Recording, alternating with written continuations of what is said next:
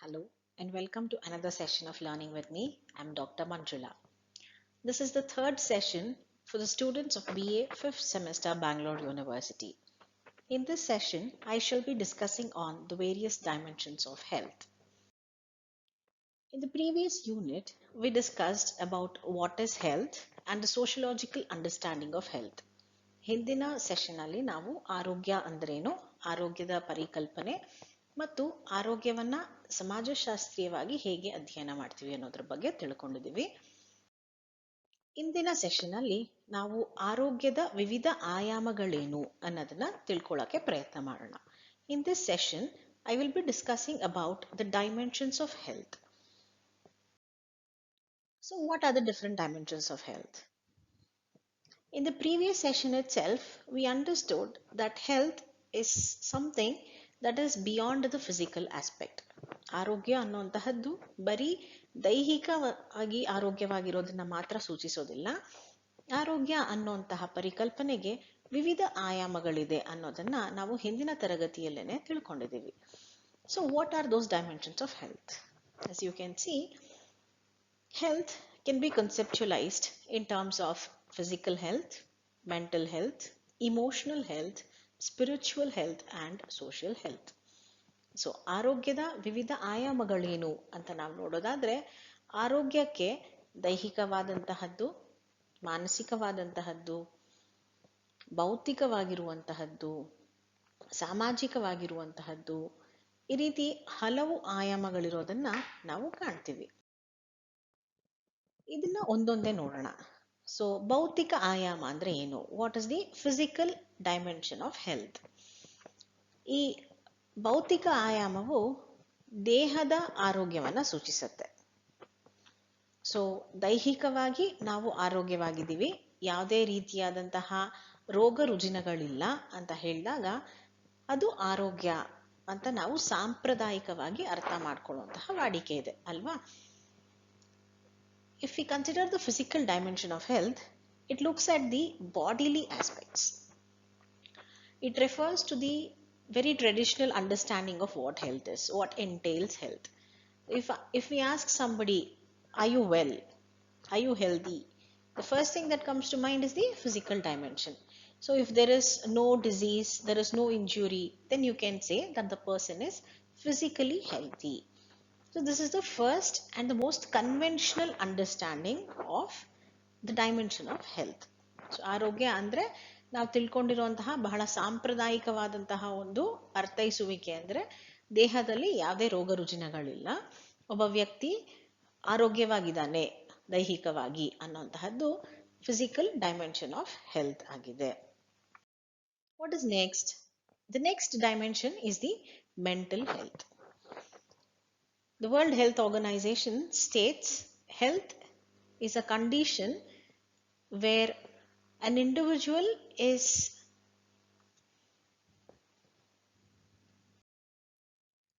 So what is next? The next dimension, the most important one, is the emotional health. Bhavanatmaka arogya. So what is emotional health? Emotional health is about the person's mood or how they feel. Are they able to recognize their feelings, and also are they able to express what their feelings are? So these are two different things. It's about your moods. It's about, can you recognize why your mood is like that, and can you express what is happening to you? Entails the entire gamut of emotional health.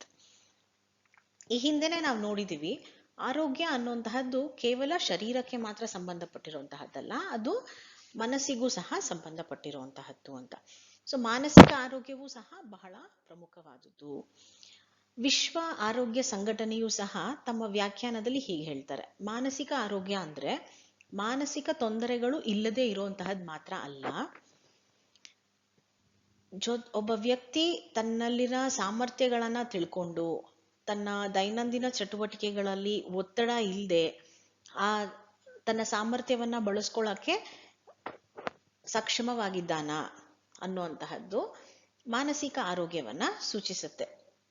ನಾವೇನು ಗ್ರಹಿಸ್ಕೊಳ್ತೀವಿ, ನಮ್ಮ ಭಾವನೆಗಳನ್ನ ಬೇರೆಯವರಿಗೆ ಹೇಗೆ ವ್ಯಕ್ತಪಡಿಸ್ತೀವಿ, ಯಾವ ಅಂಶಗಳಿಗಾಗಿ ನಾವು ಒತ್ತಡಕ್ಕೆ ಸಿಲುಕ್ತೀವಿ ಅನ್ನೋದನ್ನೆಲ್ಲ ನಮಗೆ ನಾವು ತಿಳ್ಕೊಳ್ಳೋಕ್ಕೆ ಸಾಧ್ಯ ಇದೆಯಾ, ಮತ್ತೆ ನಮ್ಮ ಸುತ್ತಮುತ್ತಲಿನ ಅಂಶಗಳು ನಮ್ಮ ಮೇಲೆ ಎಷ್ಟರ ಮಟ್ಟಿಗೆ ಪ್ರಭಾವವನ್ನು ಬೀರಕ್ಕೆ ಆಗ್ತಿದೆ, ನಾವು ಈಸಿಯಾಗಿ ಒತ್ತಡಕ್ಕೆ ಸಿಲುಕಿಬಿಡ್ತಿದೀವ ಅನ್ನೋದನ್ನೆಲ್ಲ ಈ ಮಾನಸಿಕ ಆರೋಗ್ಯ ಆಯಾಮದಲ್ಲಿ ನಾವು ನೋಡಬಹುದು.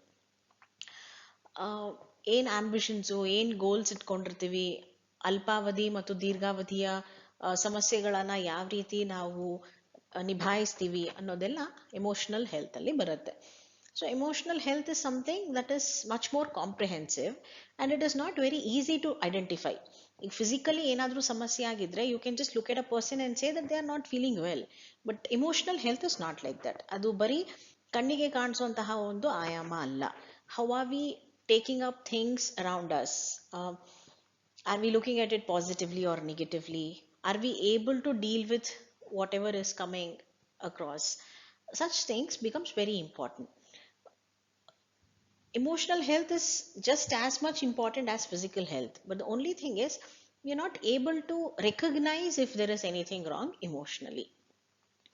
By keeping ourselves healthy, fit physically, we can also enhance the mental health, the emotional component of our health, along with proper nutrition, exercises, indulging ourselves in sports, meditation, other activities, and always keeping ourselves occupied, and things like this will ensure that a person is healthy not just physically but also emotionally.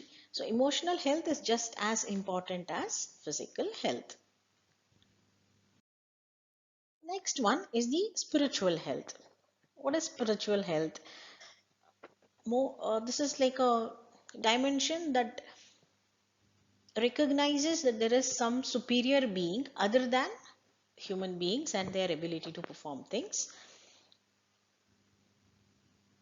Giving credit to the nature and having an sense of purpose in life. ನಾವೇನು ಮಾಡೋದಕ್ಕೆ ಇಚ್ಛಿಸ್ತಾ ಇದ್ದೀವಿ, ನಮ್ಮ ಉದ್ದೇಶಗಳೇನು, ನಮಗಿಂತ ಬೇರೆ ಜೀವಿಗಳಿದೆ, ಮತ್ತೆ ಸೃಷ್ಟಿ ಅನ್ನೋದೊಂದಿದೆ, ಅದಕ್ಕೆ ನಾವು ಮಹತ್ವವನ್ನು ಕೊಡಬೇಕು, ಅದಕ್ಕೆ ಪ್ರಾಮುಖ್ಯತೆಯನ್ನು ಕೊಡಬೇಕು ಅನ್ನೋದನ್ನ ಗುರುತಿಸುವಂತಹ ಒಂದು ಆಯಾಮವನ್ನ ನಾವು ಸ್ಪಿರಿಚುವಲ್ ಹೆಲ್ತ್ ಅಂತ ಕರಿತೀವಿ. Social health, this is another extremely important dimension. Social health ಅನ್ನುವಂತಹದ್ದು it refers to a very important quality of human beings.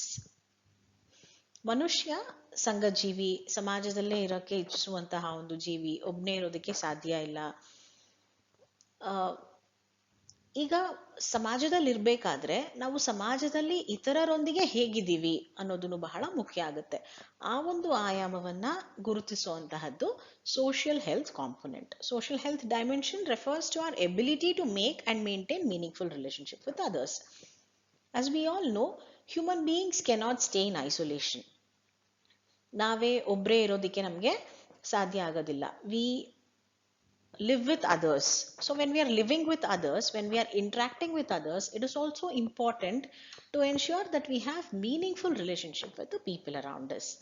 ಯಾವುದೋ ಸಣ್ಣ ಸಣ್ಣ ವಿಷಯಕ್ಕೆ ಕೋಪ ಮಾಡ್ಕೊಳ್ಳೋದು ಅಥವಾ ಜಗಳ ಆಡ್ಕೊಳ್ಳುವಂತಹದ್ದು, ಇತರರಿಗೆ ಗೌರವ ಕೊಡದೇ ಇರುವಂತಹದ್ದು, ಈ ತರ ಎಲ್ಲ ಮಾಡಿದ್ರೆ we cannot say that person is socially healthy. So ಸಾಮಾಜಿಕವಾಗಿ ಆರೋಗ್ಯವಂತವಾಗಿರುವಂತಹ ವ್ಯಕ್ತಿ ಯಾರು ಅಂದ್ರೆ ಸಮಾಜದಲ್ಲಿನ ಇತರ ಸದಸ್ಯರೊಂದಿಗೆ ಅರ್ಥಪೂರ್ಣವಾಗಿರುವಂತಹ ಸಂಬಂಧಗಳನ್ನ ಮಾಡುವಂತಹದ್ದು, ಮತ್ತೆ ಆ ಸಂಬಂಧಗಳನ್ನ ನಿರ್ವಹಿಸುವಂತಹ ಸಾಮರ್ಥ್ಯವನ್ನ ಹೊಂದಿರುವಂತಹ ವ್ಯಕ್ತಿಯನ್ನ ನಾವು ಸಾಮಾಜಿಕವಾಗಿ ಆರೋಗ್ಯ ಹೊಂದಿದ್ದಾರೆ ಅಂತ ಹೇಳ್ಬೋದು. ಸೊ ದೈಹಿಕ ಮತ್ತು ಮಾನಸಿಕ ಆರೋಗ್ಯದ ಜೊತೆಗೆ ಈ ಸಾಮಾಜಿಕ ಆರೋಗ್ಯ ಅನ್ನೋದು ಸಹ ಬಹಳ ಪ್ರಮುಖವಾಗಿದೆ. ಈಗ ನಾವು ಸಮಾಜದಲ್ಲಿ ಅನೇಕ ಸಮಸ್ಯೆಗಳನ್ನ ಕಾಣ್ತಿದೀವಿ. ಈ ಸಮಸ್ಯೆಗಳು ಯಾಕೆ ಬರ್ತಿದೆ ಅಂತ ನೋಡಿದ್ರೆ ಅದಕ್ಕೆ ಬಹಳ ಮುಖ್ಯ ಕಾರಣ ಒಬ್ಬರಿಗೆ ಇನ್ನೊಬ್ಬರ ಜೊತೆ ಹೇಗೆ ಅಂತರ್ಕ್ರಿಯೆಯಲ್ಲಿ ತೊಡಗಿಸ್ಕೊಳ್ಬೇಕು ಅನ್ನೋದು ಸರಿಯಾಗಿ ಗೊತ್ತಿಲ್ದಿರೋದು ಅನ್ನೋದು ನಮ್ಗೆ ಮನವರಿಕೆ ಆಗುತ್ತೆ. ಸೊ ಅಂತಹ ಒಂದು ಸಮಸ್ಯೆಯನ್ನ ನಾವು ಕಡಿಮೆ ಮಾಡ್ಕೋಬೇಕಾದ್ರೆ ಈ ಸೋಷಿಯಲ್ ಹೆಲ್ತ್ ಕಾಂಪೊನೆಂಟು ಸಹ ಬಹಳ ಮುಖ್ಯವಾಗುತ್ತೆ. The social dimension of health becomes very important. So if people are healthy physically, mentally, socially, spiritually, then we'll not have much of problems, social problems in society. So what does social health refer to? Social health refers to the ability to make and maintain meaningful relationship with others in the society. ಸಮಾಜದಲ್ಲಿನ ಇತರ ಸದಸ್ಯರೊಂದಿಗೆ ಅರ್ಥಪೂರ್ಣವಾದಂತಹ ಸಂಬಂಧಗಳನ್ನ ಮಾಡುವಂತಹದ್ದು ಮತ್ತು ಆ ಸಂಬಂಧಗಳನ್ನ ನಿರ್ವಹಿಸುವಂತಹ ಸಾಮರ್ಥ್ಯವನ್ನ ಸಾಮಾಜಿಕ ಆರೋಗ್ಯ ಆಯಾಮವು ಸೂಚಿಸುತ್ತೆ. So let us look at a summary of what we've understood in this particular session. ಈ ಒಂದು ಸೆಷನ್ ಅಲ್ಲಿ ಏನನ್ನ ನಾವು ತಿಳ್ಕೊಂಡಿದೀವಿ, ಯಾವ್ದ್ರ ಬಗ್ಗೆ ಚರ್ಚಿಸಿದೀವಿ ಅನ್ನೋದನ್ನ ಸಂಕ್ಷಿಪ್ತವಾಗಿ ತಿಳ್ಕೊಳ್ಳೋಣ. In this session we have seen what are the different dimensions of health. ಆರೋಗ್ಯದ ವಿವಿಧ ಆಯಾಮಗಳೇನು ಅನ್ನೋದನ್ನ ತಿಳ್ಕೊಂಡಿದೀವಿ. We've seen that health has various dimensions. It is not just about the physical dimension. ಆರೋಗ್ಯ ಅನ್ನುವಂತಹದ್ದು ಬರೀ ದೈಹಿಕವಾಗಿ ಆರೋಗ್ಯವಾಗಿರೋದನ್ನ ಸೂಚಿಸುವಂತಹದ್ದಲ್ಲ. ಆರೋಗ್ಯದ ವ್ಯಾಖ್ಯಾನದಲ್ಲಿ ಹಲವು ಅನೇಕ ಅಂಶಗಳು ಕೂಡಿವೆ ಅನ್ನೋದನ್ನ ನಾವು ಇಲ್ಲಿ ತಿಳ್ಕೊಂಡಿದ್ದೀವಿ. So what are those dimensions? What are the different dimensions that we've seen here is physical health, mental health, emotional health, spiritual health and social health. So ಆರೋಗ್ಯ ಅನ್ನೋದು ಬರೀ ದೇಹಕ್ಕೆ ಮಾತ್ರ ಸಂಬಂಧಪಟ್ಟಿರುವಂತಹದ್ದಲ್ಲ, ಇದು ಮನಸ್ಸಿಗೆ, ಸಮಾಜಕ್ಕೆ, ಸಾಮಾಜಿಕವಾಗಿರುವಂತಹ ಅಂಶಗಳಿಗೂ ಸಹ ಅನ್ವಯಿಸುವಂತಹ ಒಂದು ಪರಿಕಲ್ಪನೆ ಅನ್ನೋದನ್ನ ನಾವು ಈ ಒಂದು ಸೆಷನ್ ಅಲ್ಲಿ ತಿಳ್ಕೊಂಡಿದ್ದೀವಿ. Let's again meet in another session.